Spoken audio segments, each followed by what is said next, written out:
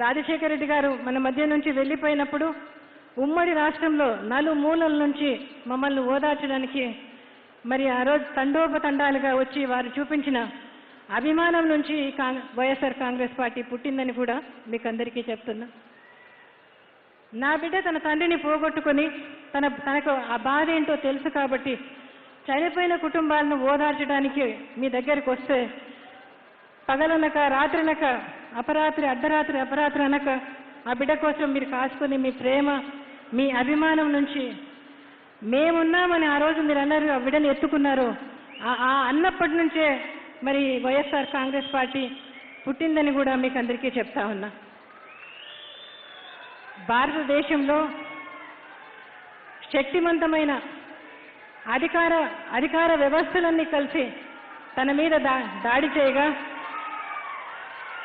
మనం చేస్తున్నది మంచి, మనం చేస్తున్నది ధర్మం, మనం చేస్తున్నది న్యాయం అని నమ్మి మరి ఎన్ని కష్టాలు వచ్చినా లెక్క చేయాలనుకోకుండా అరెస్టులు మరి ఆ విధంగా మరి భయం పుట్టించే రీతిగా చెప్పినా దేనికి లెక్క చేయకుండా కష్టాల బాట ముందు ఉందని తెలిసినా కూడా మీ కన్నీటిని తుడచడానికే వైఎస్ఆర్ కాంగ్రెస్ పార్టీ పుట్టిందని కూడా మీకు అందరికీ చెప్తున్నా.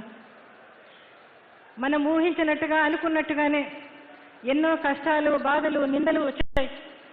ఎంతో ఆయన కష్టపడితే తప్ప మనం ఈరోజు ఇక్కడ నిలబడలేదని కూడా మీకు అందరికీ చెప్తున్నా. ఊహించినట్టే వచ్చాయి, అనుకోకుండానే మరి అదేవిధంగా మరి అన్యాయమైన అక్రమమైన కేసులు వచ్చాయి, అన్ని వ్యవస్థలతో రైడ్లు వచ్చాయి. మరి అదేవిధంగా మరి బై ఎలక్షన్స్ వస్తే ఇంట్రాగేషన్ అని చెప్పి జైల్లో పెట్టారు, ఆస్తులు అటాచ్మెంట్లు చేశారు, షర్మిలమ్మ పాదయాత్ర, జగన్ పాదయాత్ర, మరి ఈ అన్ని విషయాలు కూడా మరి ఈ కుటుంబం ఎన్నో కష్టాలు నిందలు అన్ని కూడా ఎదుర్కొని నిలిచిందని కూడా మీకు అందరికీ కూడా చెప్తున్నాయి ఇవాళ. అంతేకాకుండా మరి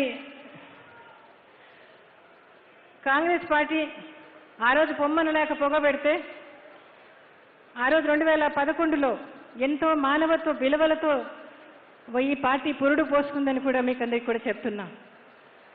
సంక్షేమం అభివృద్ధి కోసం, సామాన్యుడి కోసం, తన కష్టం చెప్పుకోలేని పేద కోసం, వారి అవసరాలన్నీ తీర్చడం కోసమే ఈ పార్టీ పుట్టి ఎదిగిందని కూడా మీకు అందరికీ కూడా చెప్తున్నా. పార్టీ అంటే ప్రజల అభిమానం, పార్టీ అంటే నాయకత్వం. జగన్ బాబు నాయకుడిగా అంచెలంచెలుగా ఓర్పుతో, సహనముతో, అచంచల విశ్వాసంతో, గుండె నిండా ధైర్యంతో, మరి పేదల మీద మమకారంతో, రైతు మీద కొండంత ప్రేమతో, నేల తల్లి మీద గౌరవంతో ఒక్కో మెట్టు కాలినడకన ఎదిగాడని కూడా మీకు అందరికీ కూడా చెప్తున్నా.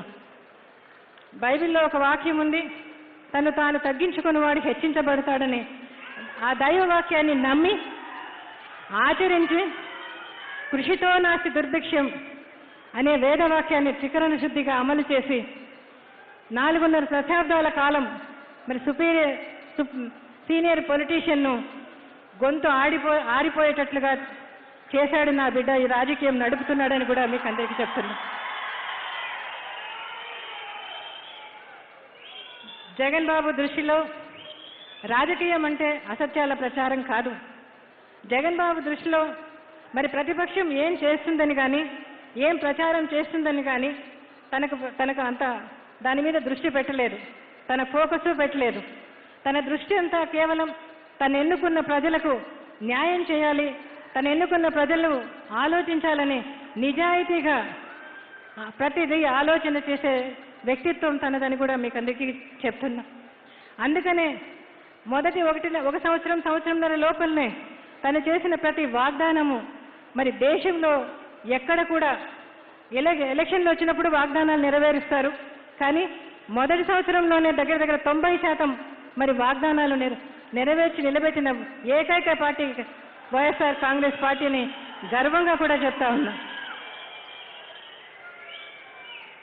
దేశ చరిత్రలో కని విని ఎరుగని రీతిగా 60 లక్షల కోట్ల రూపాయలు డీబీటీ ద్వారా ఎలాంటి వ్యవస్థ లేకుండా, ఎలాంటి లంచాలు లేకుండా సంక్షేమ పథకాలను మీకందరికీ అందించింది ప్రభుత్వం అని కూడా మీకందరికీ చెప్తున్నా. ఈ 3 ఏళ్లలో మరి ఇంటికి గడప గడపకు తను చేసిన పనులు చెప్తున్నాడు. మరి గడప గడపకు ఈరోజు ఈ ప్రభుత్వం చేసిన పనులను ఈ పనులు చేసిందని చెప్పి మీరందరూ కనబడమని చెప్పి మరి ఎలక్షన్లకు ఈరోజు ఎమ్మెల్యేలందరినీ కూడా గడప గడపకు ధైర్యంగా పంపుతున్నాడు అంటే తను మీకందరికీ చేసిన దానివల్లనే ఆ ధైర్యం అని కూడా మీకందరికీ కూడా చెప్తున్నా. ఎన్నికలు వస్తే తప్ప ఎమ్మెల్యేలు మామూలుగా గడప గడపకు పోయే పని ఉండేది కాదు. అట్లాంటి వ్యవస్థను మార్చి ఈరోజు ఇంటికి పెన్షన్ పెంచి ఈరోజు అవ్వాతాతలకు 1వ తారీఖునే మరి ఇచ్చే వాలంటరీ వ్యవస్థ అయితేనేమి, గ్రామ సచివాలయాలు అయితేనేమి, రైతు భరోసా కేంద్రాలు అయితేనేమి, మరి అదేవిధంగా మరి గవర్నమెంట్ బళ్ళు ఇంగ్లీష్ మీడియం గవర్నమెంట్ బళ్ళు అయితేనేమి, ఆసుపత్రుల కొత్త హంగులు అయితేనేమి, జగనన్న అమ్మఒడి అయితేనేమి, మహిళలకు వైఎస్ఆర్ ఆసరా వైఎస్ఆర్ చేయూత మరి అయితేనేమి, జగనన్న అమ్మఒడి అయితేనేమి, 31 లక్షల ఇండ్ల స్థలాలు అయితేనేమి, ఇలా ఎన్నెన్నో చెప్పినవి చెప్పనివి కూడా మరి ఆ బిడ్డ మీకందరికీ చేసి ఉంటున్నాడని కూడా మీకందరికీ చెప్తున్నా. ఏ అంశంలోనైనా ఎత్తుకున్నా కూడా ఓ విప్లవాన్ని తీసుకొచ్చాడని మీకు చెప్తున్నా.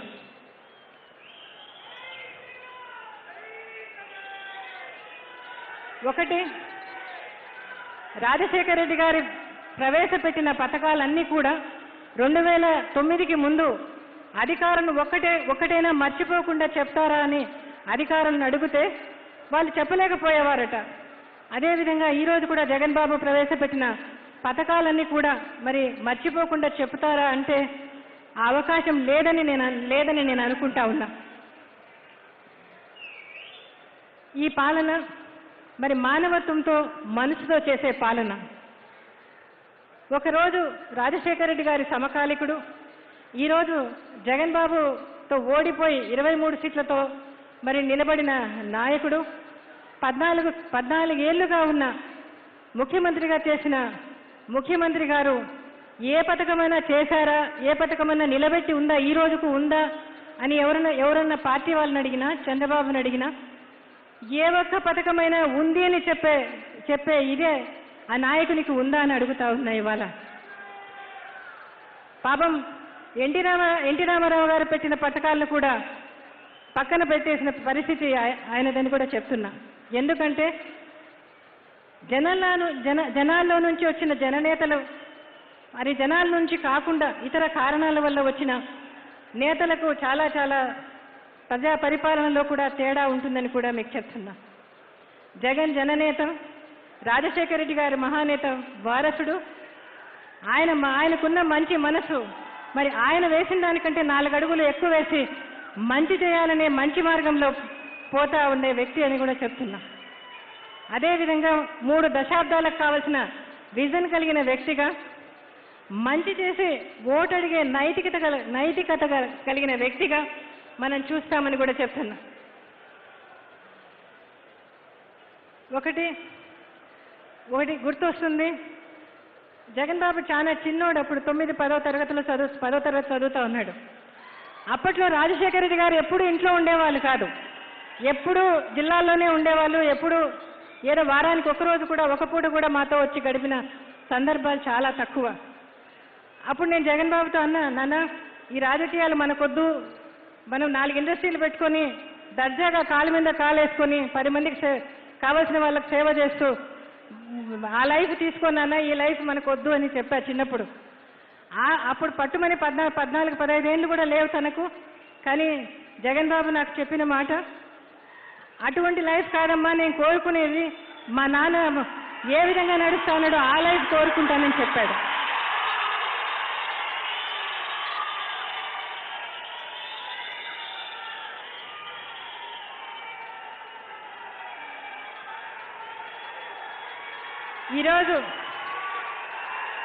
ఈరోజు మీ అందరి ప్రేమ, మీ అందరి అభిమానం సంపాదించిన నా కొడుకుని చూసి చాలా చాలా నేను గర్వపడతా ఉన్నా.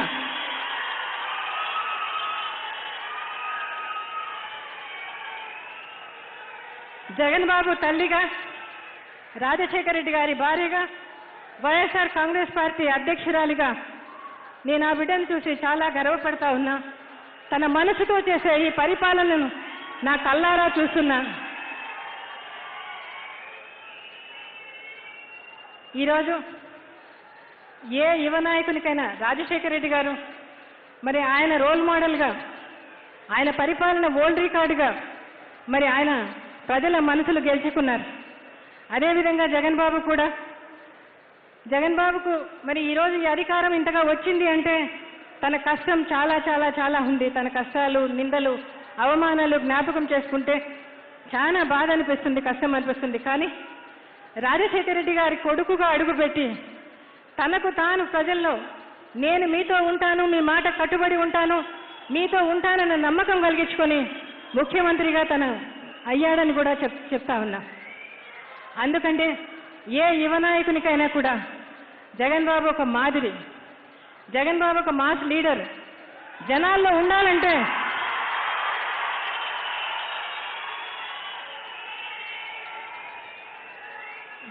ఉండాలంటే మరి అలాంటి నాయకత్వం కావాలనేది నేను చెప్తా ఉన్నా. ఈరోజు భారతదేశ ప్రభుత్వంలో ఈ కుటుంబం పడిన కష్టాలు, ఈ బిడ్డలు పడిన కష్టాలు ఎవరూ పడలేదు.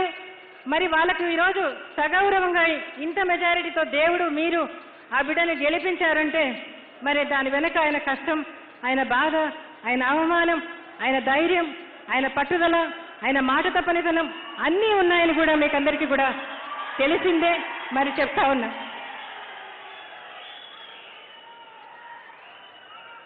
2011లో మొదటి ప్లీనరీలో ఒక మాట చెప్పాను. నా బిడ్డని మీ చేతులకు అప్పగించుకుంటున్నా, మీరే నడిపించుకోండి అని చెప్పి అప్పచెప్పాను మీకు. ఆ బిడ్డని మీరు చాలా గొప్పగా మీ ప్రేమతో, అభిమానంతో, ఆప్యాయతతో ఆ బిడ్డని మీరు కట్టిపడేసి ఆ బిడ్డని మీరు గొప్పగా నడిపించుకున్నారు.